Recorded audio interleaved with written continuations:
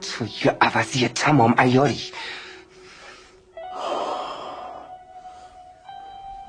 تو این زمینه عیار من خالص‌تر از تو نیست. توران، هنوزم فکر میکنم به هم خوردن عروسی و غیبت رسته و جواب منفیش کار توه.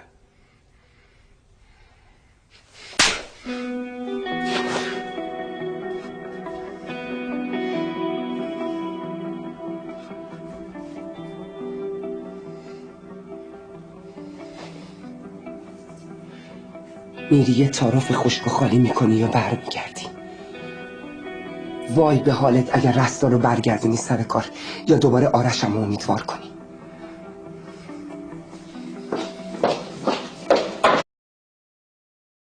تو یه عوضی تمام عیاری.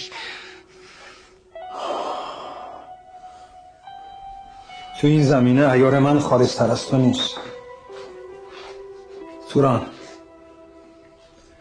هنوزم فکر میکنم به هم خوردن عروسی و غیبت رسته و جواب منفیش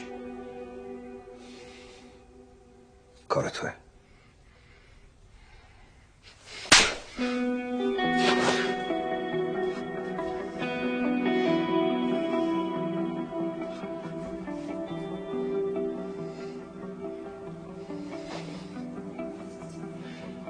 میری یه تعارف خشک و خالی میکنی یا برمیگردی؟